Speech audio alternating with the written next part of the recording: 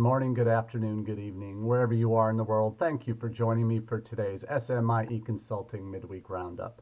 I'm your host, Marty Bennett, and today on the Roundup for Wednesday, January 27th, 2021, we're going to be answering three questions we've been hearing nonstop from international educators over the last few days. We'll get to those questions in just a minute, but before we do, I want to give a special shout out and thanks to those that are watching live on Facebook, those that are watching on repeat on our Facebook page or our YouTube channel, and those that are making us a regular part of their weekly listening through our downloaded podcast of the Roundup. So thank you for making us a part of your daily or weekly journey through our profession. When we start each roundup each week, we take a look at news stories that have been circulating over the last few days. And we do that through our newsletter. And that comes out on Monday mornings at 9 a.m. Eastern, called All the SMIE News Fit to Share. And I'll be dropping a link to the most current week's edition of the newsletter, where we take a look at both social media stories and international ed stories, and often where those overlap.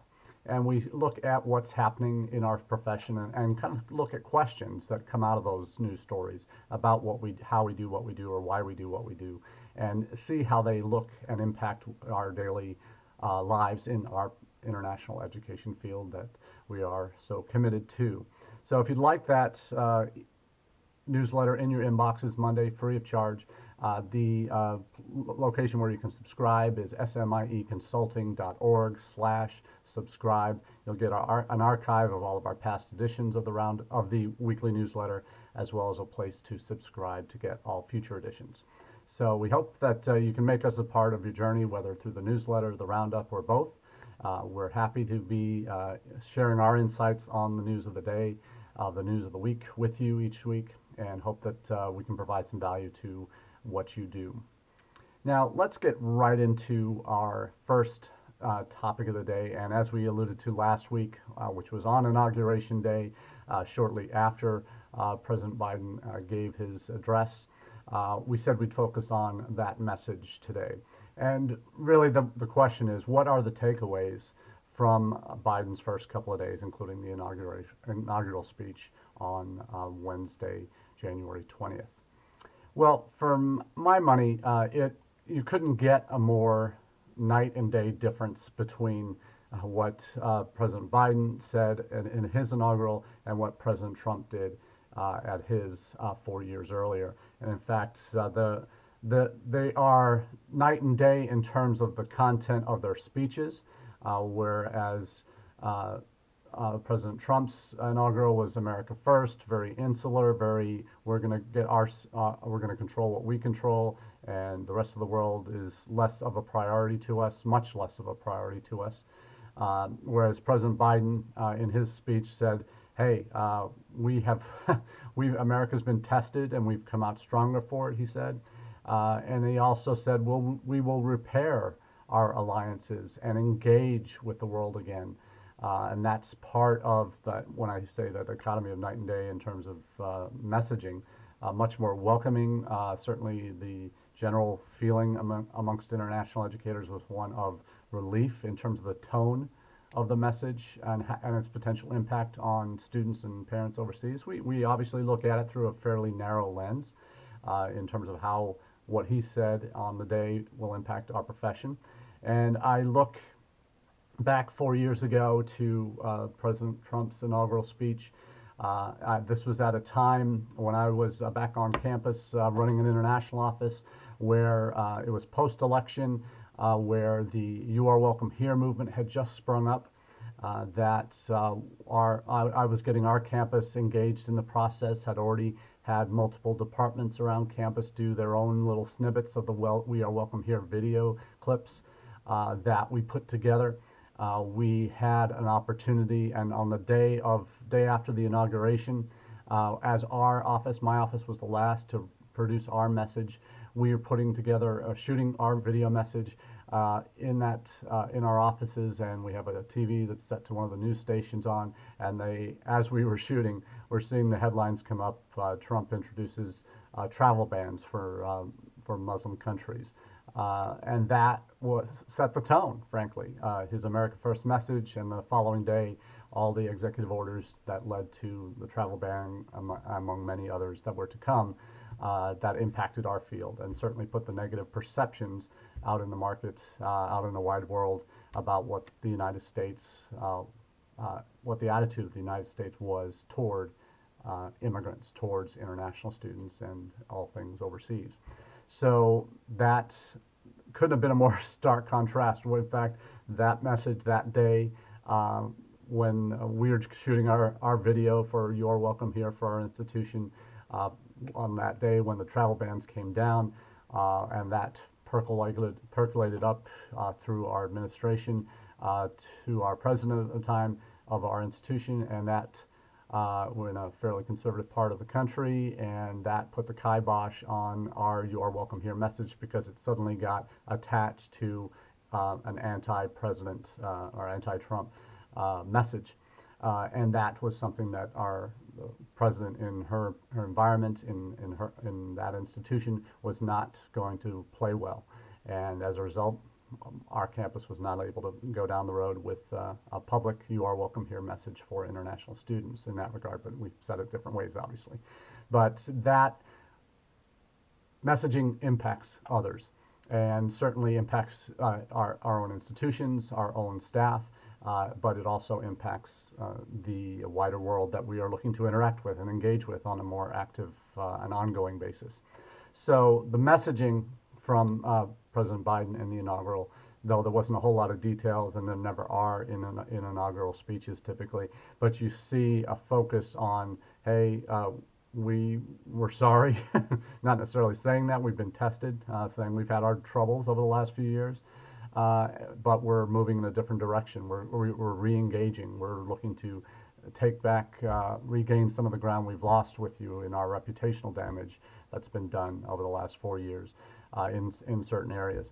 And that's certainly something that when, as international educators, we know, because we have our fingers on the pulse of that every day. We're hypersensitive to the kinds of language that's used and the impact it has on our prospective audiences, both student and parent audiences, partners overseas.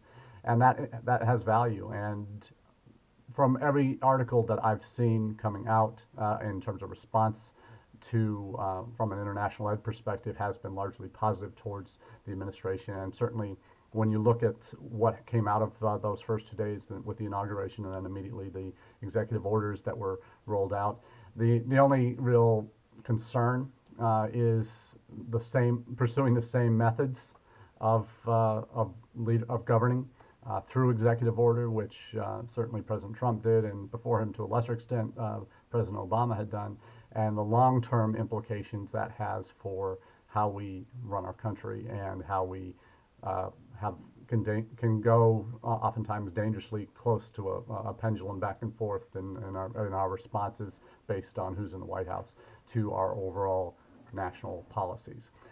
Certainly there's talk of a lot of policies that are coming.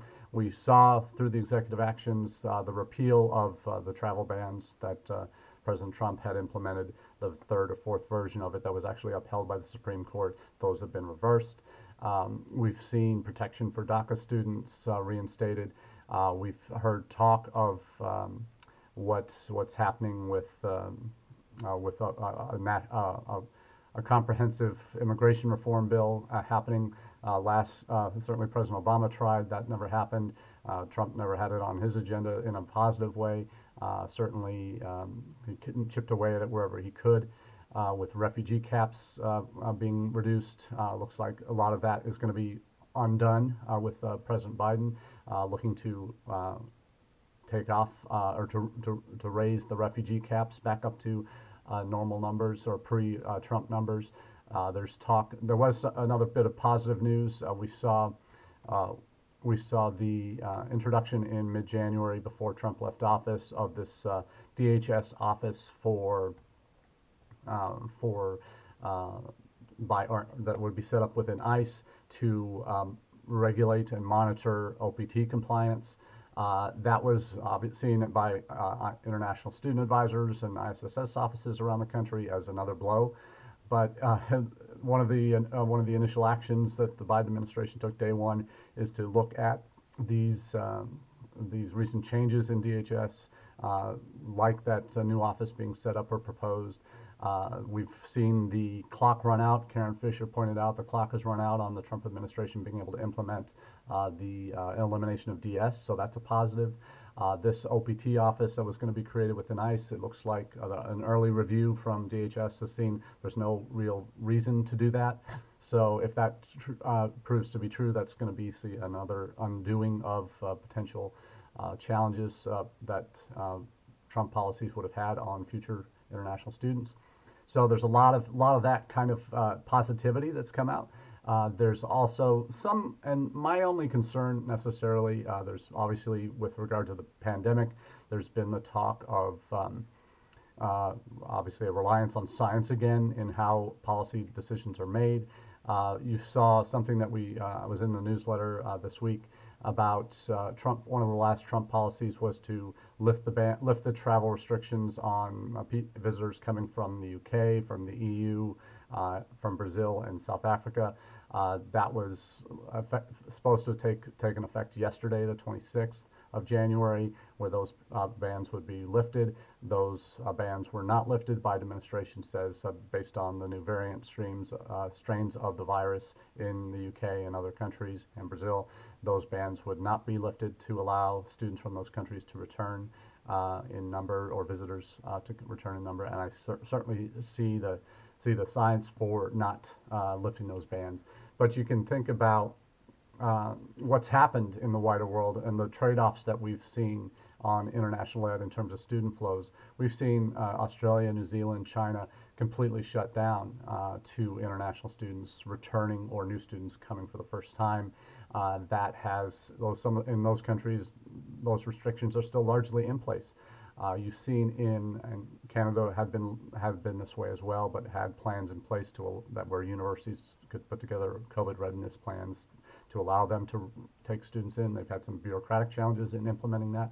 But from the U.S. and the U.K.'s perspective, they largely remained open for students to come in. In the U.K., they had visa processing working on their end, that they still were able to attract a larger number of new students than they had the year before, even with all the pandemic-related stuff. In the U.S., we had still the borders were open enough where students could come if they were able to get visas. The challenge for us was they couldn't get the visas because the consulates in the major countries of origin for our students, India, China, were not open for student visa processing during the summer when the greater majority of new students come each year. So there's been a lot of trade-offs, and that openness allowed us to have students. So certainly we didn't get nearly the amount that we would normally get because of fear of Trump policies, the fear of not being able to get a visa. That certainly had a real and strong impact on the new numbers that we had this fall. But you look at, we were at least still open for business in that respect in terms of our borders. So we look at what it's going to be like moving forward by this summer. Will vaccinations be required for students in order to be able to come? We've already seen last week, we talked about the introduction of visitors to the U.S. must have tested negative within 3 days or 3 weeks, I'm not sure, have a negative COVID test result before they could enter the United States. So will something like that be in place further in the summer? Would it be a vaccination requirement? Those are still things that we don't know the answers to, and I think our top advisors probably don't know the definitive answers to that yet. There's a lot of moving parts, as we all know, but largely there are positives coming out of this, and posting a couple of articles, a couple from the Pie and one from a news story from CBS News, talking about the Trump restrictions, lifting restrictions on certain countries, and Biden administration reimposing those. That was confirmed earlier this week. But when you look at the unifying message, and that is one thing from day one of the Trump administration we knew was going to be a challenge for our industry. We knew the messaging coming out of the White House was not going to be largely positive towards visitors from overseas coming to the United States. And we saw the real impact of that on our new international student numbers from 2016 on down through this fall. Certainly we saw that as a result of the perception of the United States had been negatively affected by the occupant of the White House. and now we have a different president. So it's certainly not Joe Biden in his style is certainly not everybody's cup of tea. Certainly not the most engaged president, but certainly the oldest president to take office on his inauguration. Already said he's not going to be a two-term president. He's one and done. So anything would have been better, frankly, than a second Trump administration as far as it impacts our field, international education. So, and a number of other levels as well in society. But when we look at the transition, the reversing of course on almost everything that the Biden administration has done in its first few days, you certainly see a very different direction that our country is moving in to where we were prior to Inauguration Day. So let's shift gears now, talk about our second question, and that is, do we need a change of perspective on international education in the United States? And when I say perspective for international ed, I'm talking specifically for international student management, recruitment, enrollment management, all of that. So not necessarily the study abroad side, but that can be argued as well. What I'm talking about here is I've been thinking a lot about how our industry has changed in the last year. International ed, the forced movement online for both our current students and the way they're taught, wherever they are taught, whether in person in the United States remotely or other parts of the U.S., other parts of the world, back in their home countries where they're studying and taking classes, and the impact that is on what we do.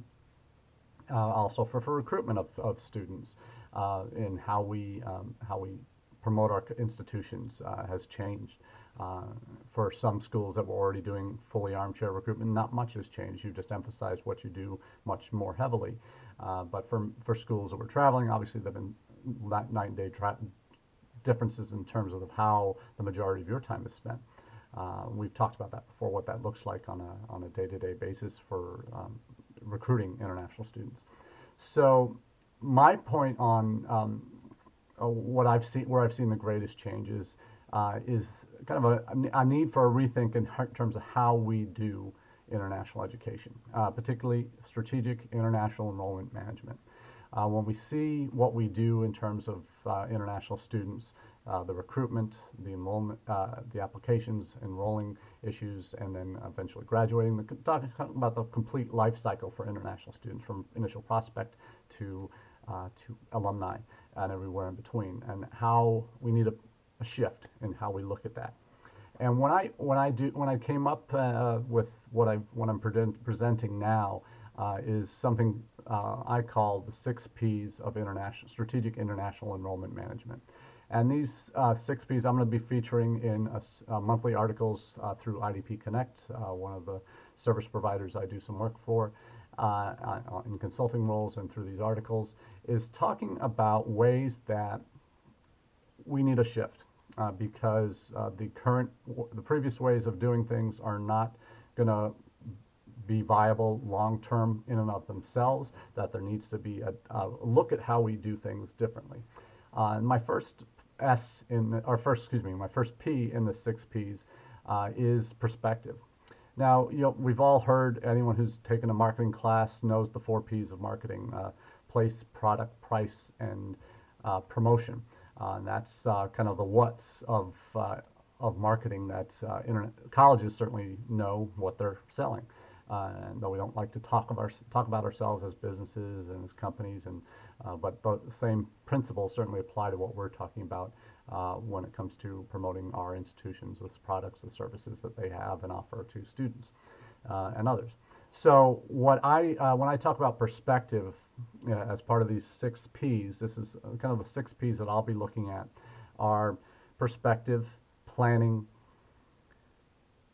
platforms, partnerships, personalization, and peers as kind of the 6 components of what I think strategic international enrollment management needs to focus on in the years to come.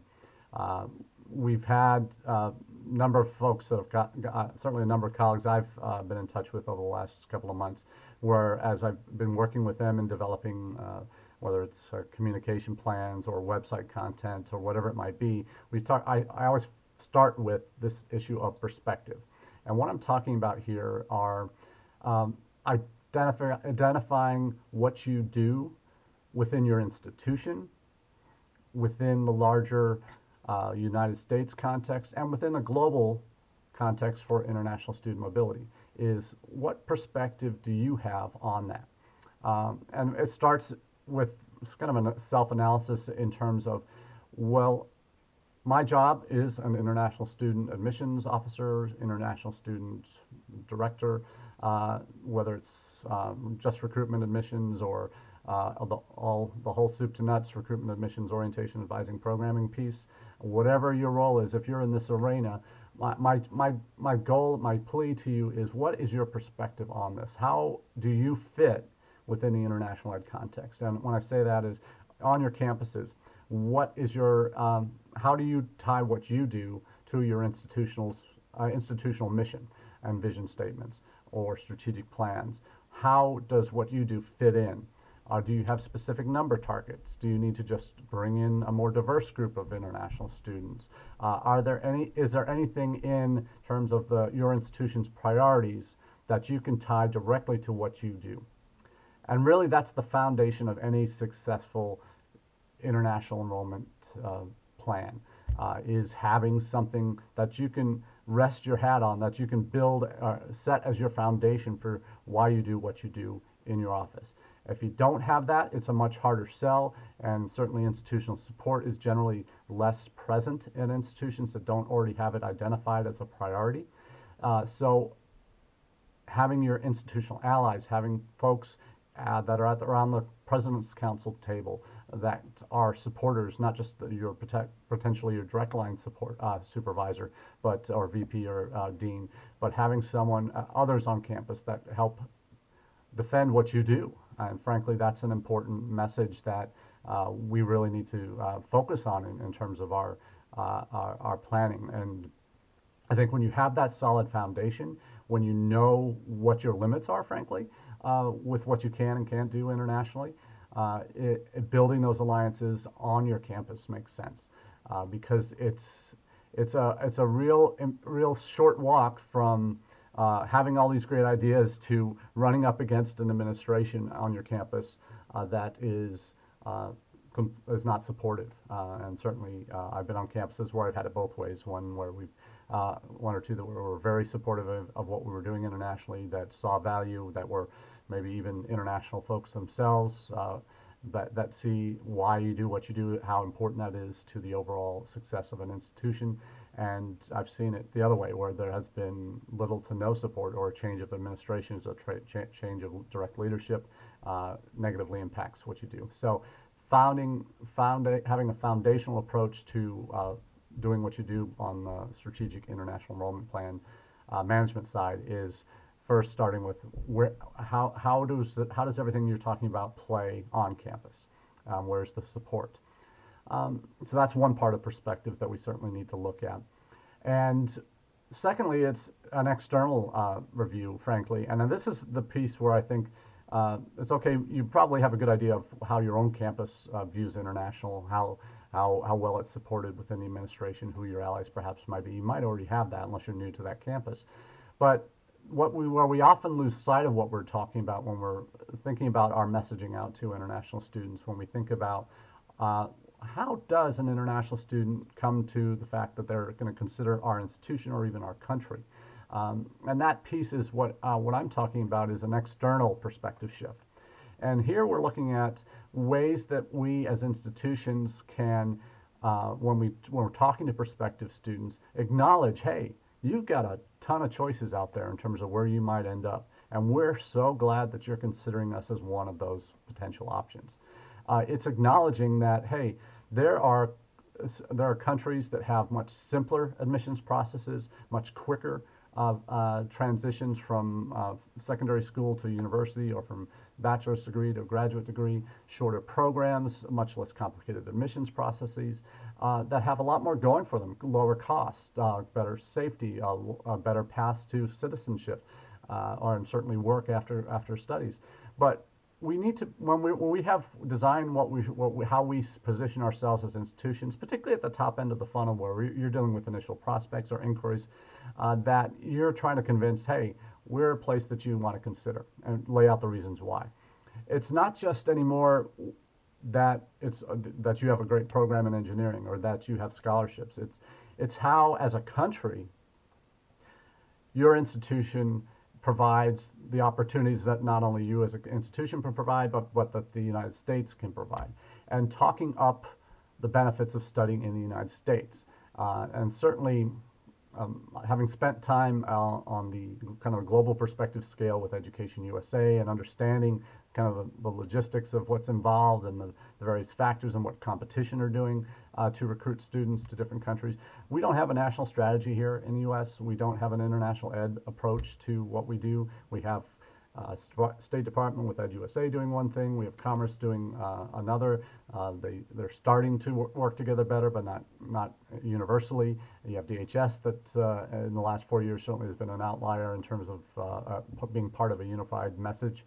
That we don't have that here in the U.S. that we can present to prospective students. So we focus on the overall value of what it takes or what it's like for an international student to study here. We focus on the foreign leaders who have done part of or all of their education in the United States, who are now leading the world. Almost a third of world leaders have studied at some point in the United States. We talk about that value. We talk about the opportunities for work after graduation, experience time with OPT and STEM OPT. We talk about the campus experience and all of that. That's part of our message, particularly the campus experience. That is usually part of what we talk about, that differentiates ourselves from competitors. But when we put it in a broader global context, that certainly needs to be a part of the puzzle. And I think the more we, at the top end of the funnel, when we're messaging to students, is recognizing, hey, you've got options. We're glad we're one of those. And here's why we think not only our campus is going to be great for you, but more importantly, how the United States is going to be a great destination for you. So we're all pulling in the same direction, so to speak, as institutions, where we're extolling the values of our country as positive in relation to potential other suitors that might be after those same students. So that's something I think those days were very different 20 years ago, frankly, that when the U.S. had a much larger share of the international student mobility pie, when it was 25, 26, 27, 28, 29% back in the late 90s. It's a different world now with 21, 22%. There are many more competitors out there, including China, that are after the same students. And that's something we need to recognize in our messaging. And that is oftentimes the greatest challenge.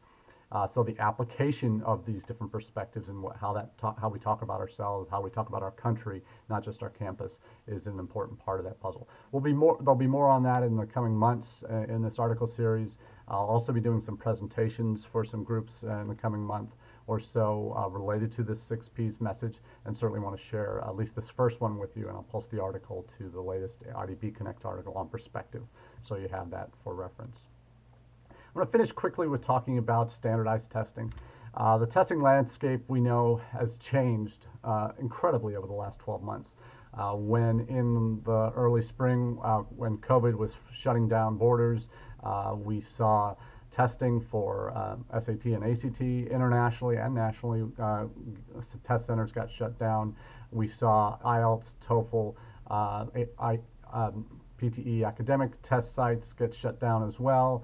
There were a couple of at-home versions or online versions of those tests that were tried for TOEFL and IELTS with varying degrees of success. You saw the rise of Duolingo on a much more global scale as a alternative to TOEFL and IELTS. You've seen now in the last few days, you've seen the College Board dropping SAT subject tests, dropping the optional essay as part of the SAT. As ways to recognize, hey, we need to refine what we're doing here. That either declining interest or accessibility of subject tests was an issue in terms of being able to offer those tests internationally. It was one more thing probably the College Board didn't need to deal with at this point in the pandemic. So there's certainly a lot of those. I'll post the links to the 2 Inside Higher Ed articles on that front. But again, talking about perspective. This is not just standardized tests that impact the United States.